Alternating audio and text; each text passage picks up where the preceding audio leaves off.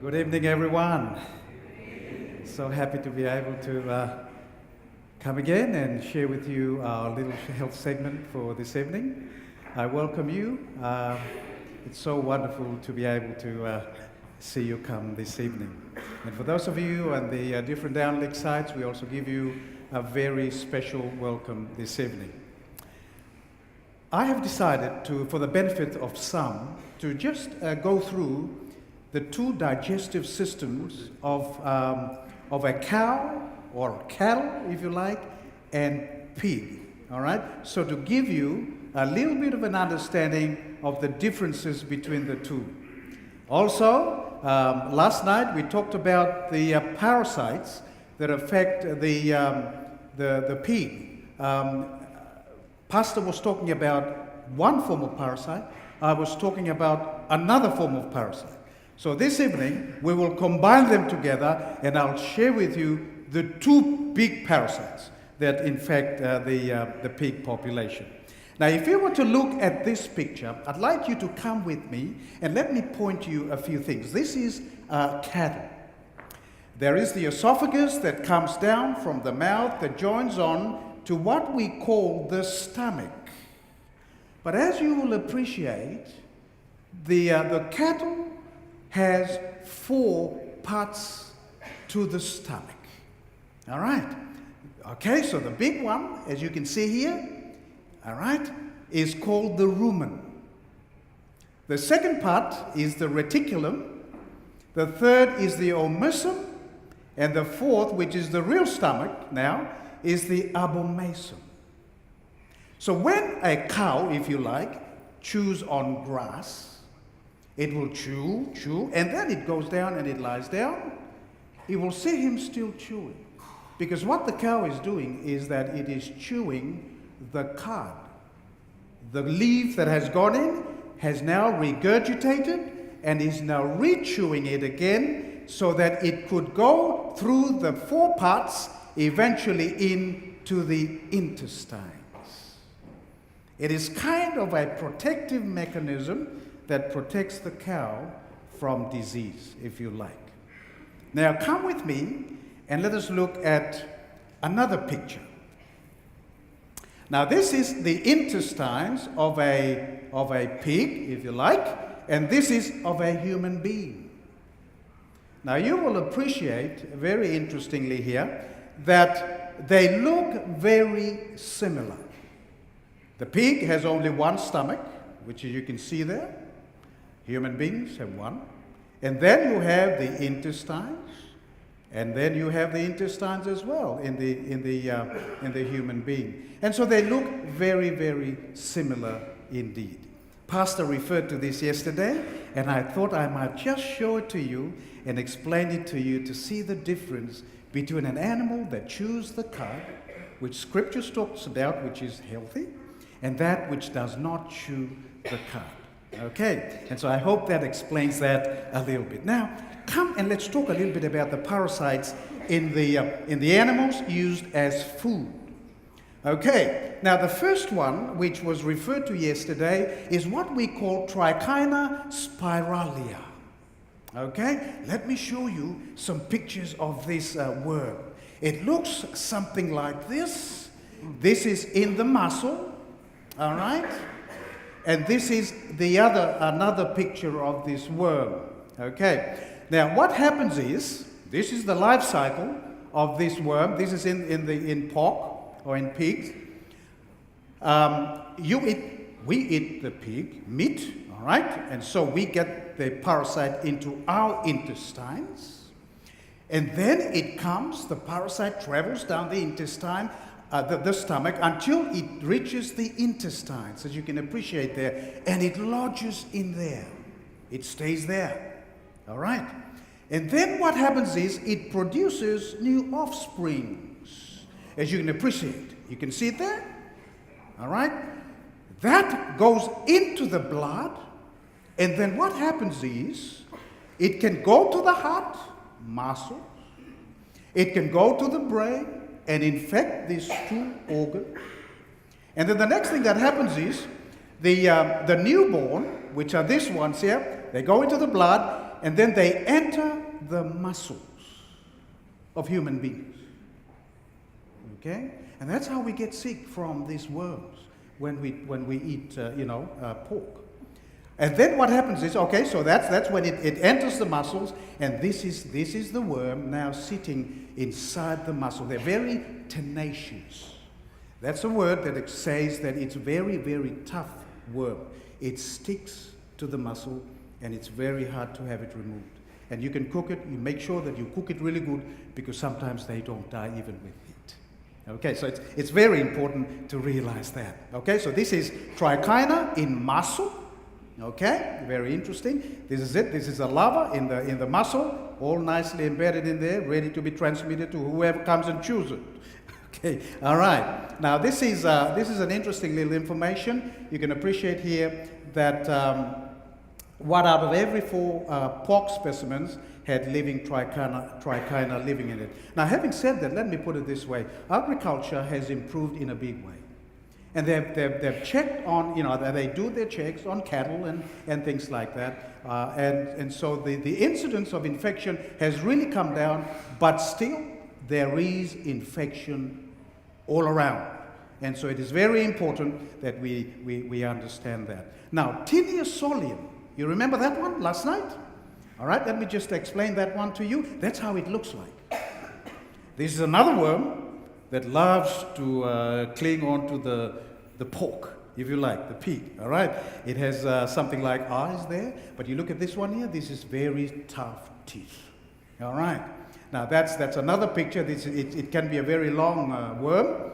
That's how it looks like, as you can appreciate, and that's the life cycle. I won't go in details about that, but it basically, you can see that humans and pork are the 2 main reservoirs of this worm, and we transmit it to each other in a way. Now, this is a specimen of the heart that shows tinea solium in the heart muscle that has led to death of this particular person. And you can appreciate, you can see the whitish lesions all over this heart muscle. Now, as we have already mentioned, it is because of the lifestyle of pigs that has led to the infection that I have just shared with you this evening.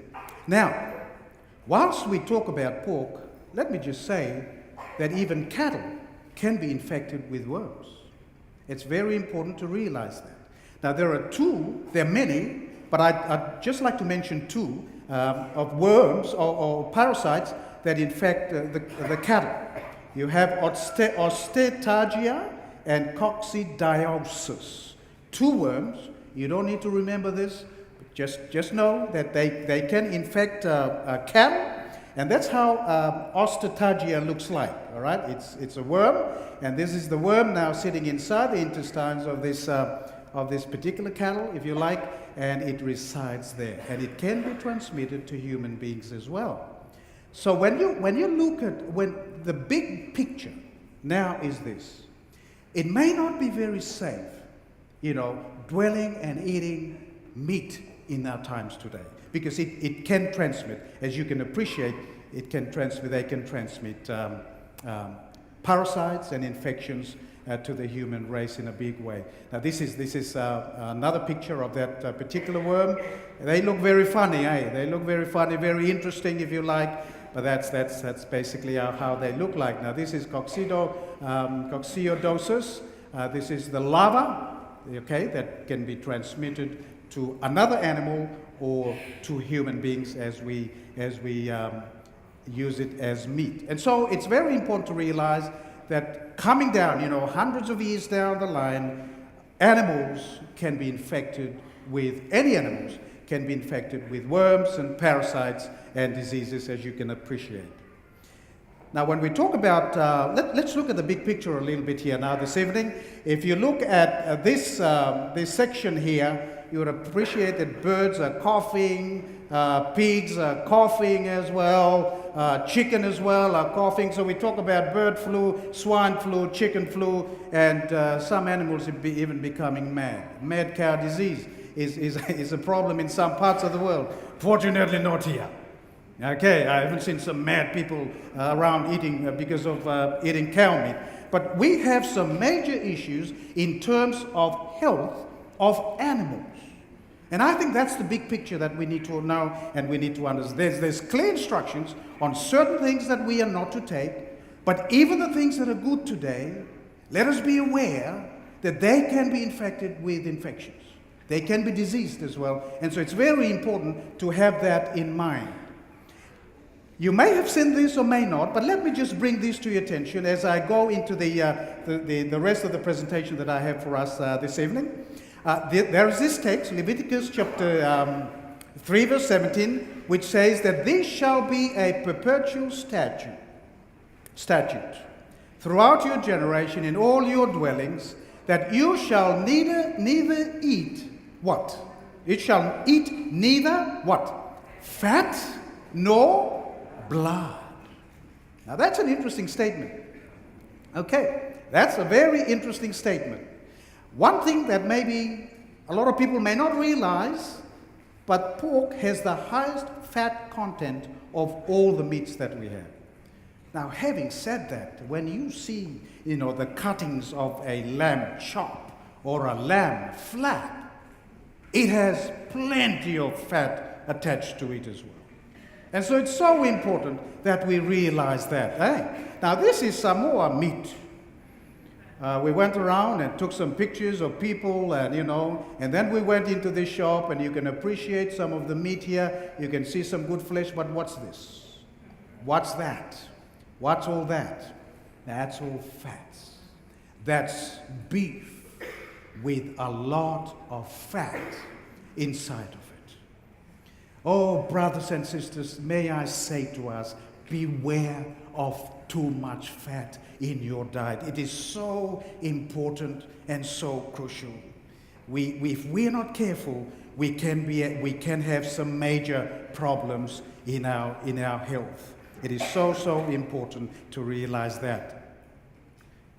We know and understand from the talks that we've already had throughout last week and this week that there are problems with high fats. And we've touched on those. Obesity is a main problem, one of the biggest problems. Diabetes, cancer of the colon, breast cancer, as we have already mentioned to you, heart disease and diseases of that nature. High blood pressure, problems that can happen because of the increased consumption of fat that we are experiencing today. Now, just have a look at this slide. This is research. Now, research is important. It gives us an indication. It helps us to understand important information that we need to know and that we need to understand. In this study, it has been shown, and there are many studies that show this relationship. This is just a few that I'm going to share with you this evening. Red meat intake and mortality. Mortality simply means death, all right? So the relationship between consumption of meat, red meat, and that leading to disease and death. You will appreciate in this slide, just very quickly, people who eat low meat or take low meat intake are far better off than people who take meat a lot. You will appreciate it. It is very simple, very easy for you to understand. The mortality rate or the death rate, brothers and sisters, increases significantly with increase in meat intake. This is mortality from all causes. That's very important to realize. Now, this is meat intake and heart attack. You will appreciate here, people who take low meat, much less heart attack they experience. People who take more, the chances of death increases with high intake of meat, of heart attack, dying of heart attack. This is very important information. Remember it, because so important. Now, having said that, let us look at fruits and vegetables. Come with me. There's something I want to share with you. That's why we're talking about fruits and vegetables now. They are low in calories, as you can appreciate. They're low in calories. There's something else. They protect against all the problems that I mentioned in my previous slide. If you can appreciate, very, very important. And something else, they are linked to living long, okay? If you have at least 5 to 9 servings of fruits and vegetables every day. I'll tell you the reason why very shortly. It is so important to realize this, dear brothers and sisters. And it is very important, if you look here on this side, make half of your plate fruits and vegetables every meal.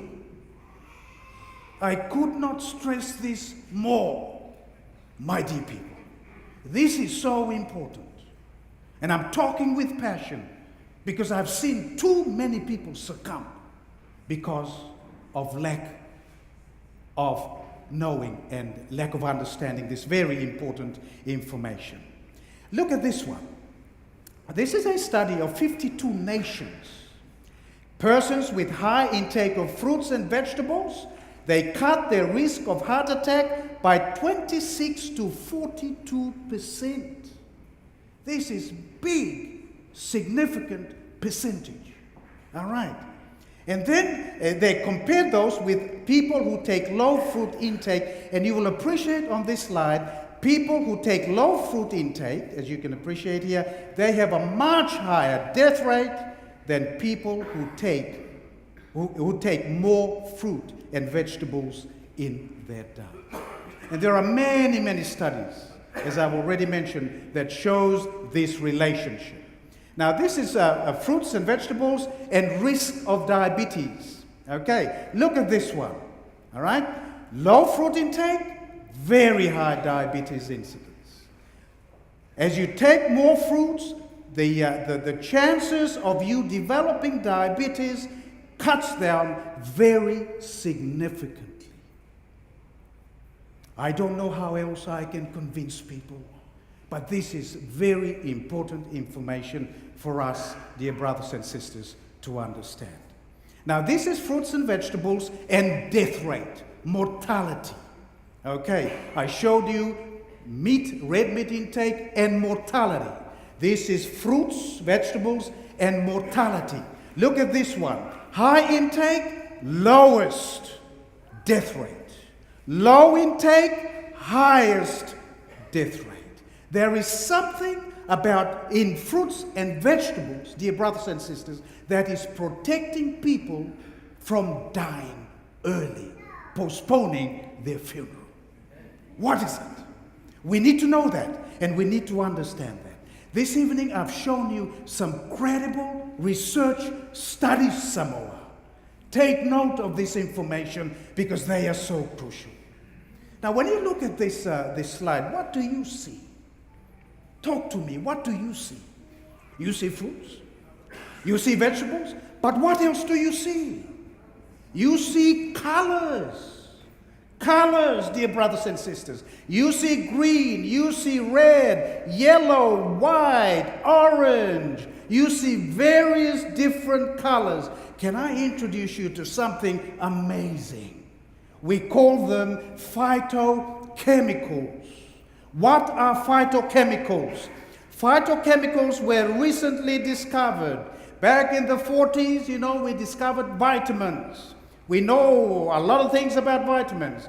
But phytochemicals are recently discovered. Recently, it was discovered in late 70s, early 80s. What are phytochemicals?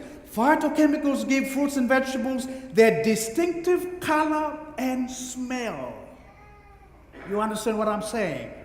Okay, what else is there? They are nature's chemicals or nutrients found in plant foods that are responsible to a large degree for the protective properties of fruits and vegetables. So these colors actually protect the fruit and the tree itself.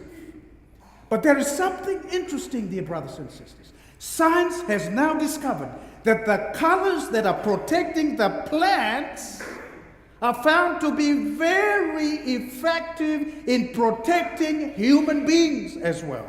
What do you say to that? Whoa! No wonder why God said right at the beginning, fruits and nuts and seeds shall be your meat and food. So, don't forget this, dear people. It is so important. So let's begin. There are 5 groups of phytochemicals. Groups. Number 1, the red foods.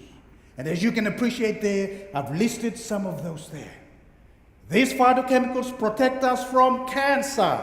And number 1, they reduce the risk of heart disease. There is a special phytochemical in the red foods that we eat called lycopene. It is a powerful protective chemical of the human body. Listen to this, because this is very important. All right. A high intake of lycopene has been linked to reduced risk of what? Prostate cancer. Man, eat plenty tomatoes. Don't be tired of tomatoes. You don't want prostate cancer, especially if you're 50 years and above. Okay, very important. All right. Now, what about the purple and the blue foods? You know, they also are very important. And I've got some names up there, as you can see. What do they protect you from? They protect you from what? Cancer. We don't have time to go into the details of it, but it's an amazing story. It is an absolutely amazing story, how they do the protective work. Let's come to the orange and the yellow. You can see there, carrots, pumpkin, and all the rest of it. We have plenty of that here in Samoa. Okay, you don't find these phytochemicals in the meat that I showed you earlier. No, you only find these in fruits and vegetables. All right, and so it's very important. Now, the orange and the yellow foods, they protect us against cancer, heart disease, cataract. All right, as you grow older, the eyes become a little bit cloudy. It's because of cataract. They protect us from that and many other diseases, lifestyle diseases, dear brothers and sisters. Oh, it is so important that you understand that. What about green foods? We have plenty of local greens, spinach, and you name it. We have a lot of these things. They protect us again against cancer and heart disease. They strengthen the immune system in a significant way. Oh, brothers and sisters, you listen to this because this is very important. Now, the white and the brown foods, we talk about cauliflower, garlic, ginger. They have antibacterial properties. They kill germs. They also have antiviral properties, anti-cancer properties.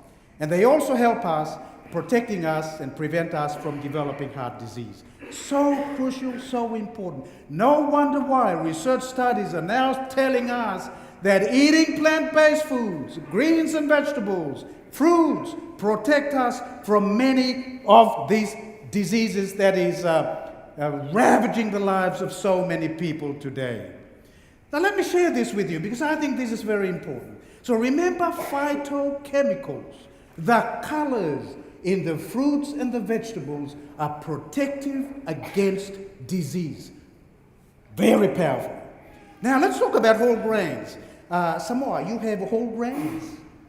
Oh, there's whole grains and there's white bread and that sort of thing. You know what? White bread tends to taste much sweeter than whole grain.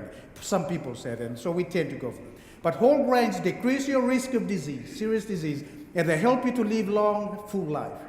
They help to prevent, listen to this, obesity and all the diseases, all the lifestyle diseases, as I've already mentioned, and they help you to live longer.